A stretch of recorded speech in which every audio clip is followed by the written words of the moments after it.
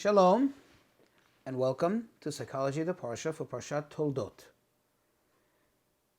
In this week's Parsha, we read about the birth of the first Jewish twins. They were not identical, and they were certainly not alike. Esav was Esav, Yaakov was Yaakov. In fact, the Torah tells us that as they came to age, as they grew out of their youth, which basically means when they became bar mitzvah, they became men according to Torah law, according to our tradition. Esav became a man of the fields. He was a hunting person. He was out there in the fields, out there doing all this mischief. And Yaakov was Ish Tam. He had a certain innocence. Okay? It doesn't mean he was a loser. It doesn't mean he was any less. But he aligned himself with becoming a Yoshev Ohalim, somebody who dwells in the tents, which doesn't mean just that he happened to live in a tent. It means in the Ohel, in the tent of Torah. But very interesting that in the next verse it tells us, quote, and Yitzchak loved Esav because his game was in his mouth, but Rivka, she loved Yaakov. Now, of course, parents always love all their children, but we mean he felt extra love towards Esav. What does this mean for his game is in his mouth? Tzayid, which is translated here as game, really means to capture, to hunt and to capture. So the sages tell us that in the mouth of Esav, he had some things. He had this special ability to capture, to captivate, to literally hunt down his father and his trust. And the sages give us an example. What's this example? Esav came to his father and he said, Tate, father, how does one tithe salt and straw? Wow, what a tzaddik. Yitzchak was terribly impressed.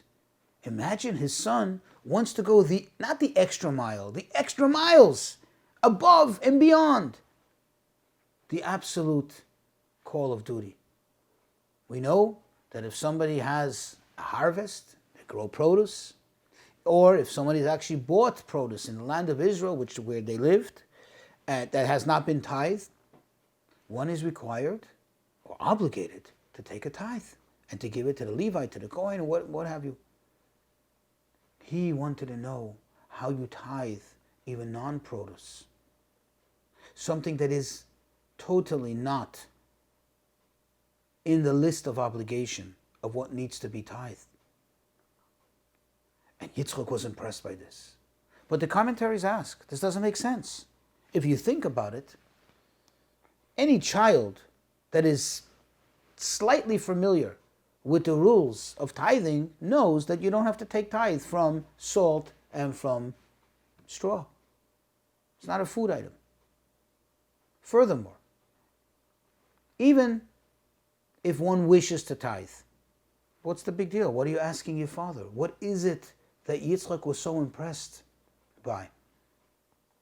Take 10%. Tithe is 10%. In fact, the Hebrew word for tithing is ma'aser.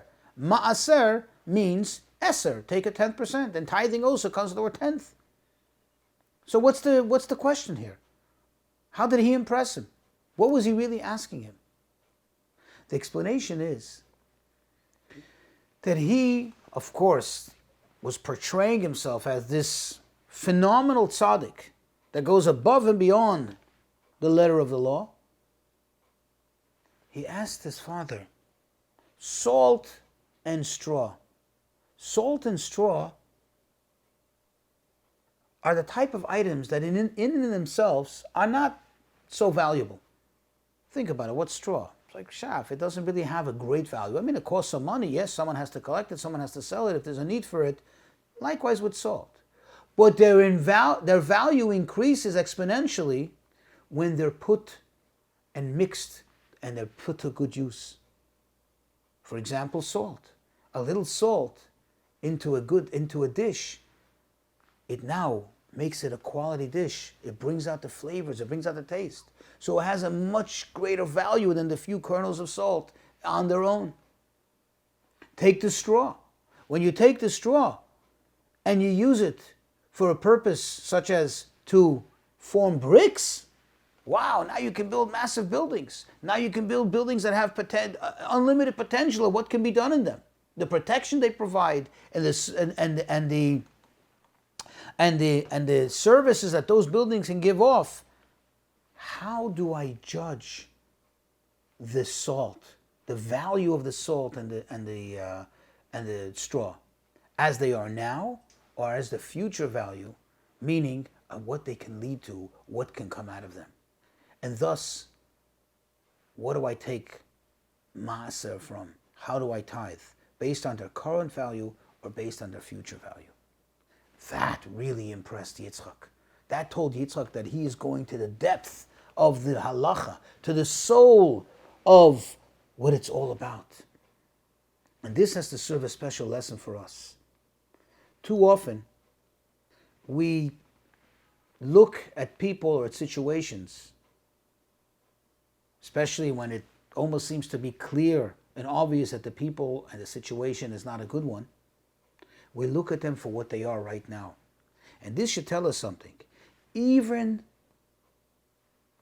a Rasha, a wicked person, whose ways were distorted, even a Rasha like Esav, appreciated the fact that everything has a potential. And how do you look, how do you view the person, the item, the situation, especially the person? You view the person not as it is right now, not as he or she is right now, but at the potential they can lead to.